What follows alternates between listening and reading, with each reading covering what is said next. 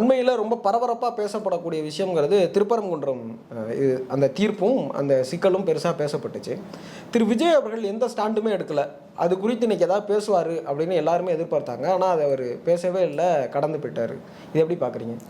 இப்போ வந்து பார்த்திங்கன்னா திருப்பரங்குன்ற இஷ்யூவை பொறுத்தவரையும் அங்கே இருக்கிற இந்துக்களுக்கும் சரி, அங்கே இருக்கிற முஸ்லீம்களுக்கும் சரி எந்த பிரச்சனையும் கிடையாது.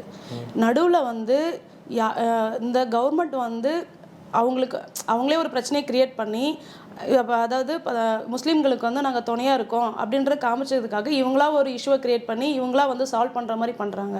ஸோ இப்போ நம்ம எந்த பக்கம் பேசினாலுமே வந்து அதை என்ன விஷயம் பேசுகிறாருன்றதை வந்து அவங்க பார்க்க மாட்டாங்க.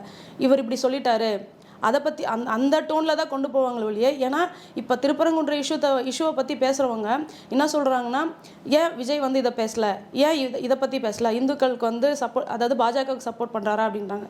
அதுவே வந்து பார்த்திங்கன்னா முஸ்லீம்களுக்கு இப்போ அவங்களுக்கு சப்போர்ட் பண்ணி பேசினா அப்போ வந்து இந்துக்களுக்கு எதிராக வந்து அவர் பேசுகிறாரா அப்படின்ற மாதிரி இருக்கும்.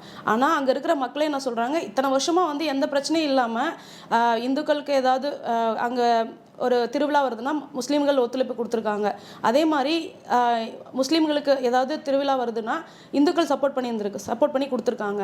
ஸோ அப்படி இருக்கும்போது எந்த பிரச்சனையும் இல்லாத இடத்துல இவங்களா ஒரு பிரச்சனையை க்ரியேட் பண்ணும்போது நாம் அதில் வந்து பேசாமல் அமைதியாக இருக்கிறதா நல்லது. ஏன்னா மக்களே புரிஞ்சுப்பாங்க யார் சைடு வந்து அவங்களே என்ன சொல்கிறாங்க, எங்களுக்கு எந்த பிரச்சனையும் இல்லை, ஏன் இந்த இஷ்யூ இப்போ கொண்டு வராங்க அப்படின்ற தெரியல அப்படின்ற மாதிரி சொல்கிறாங்க.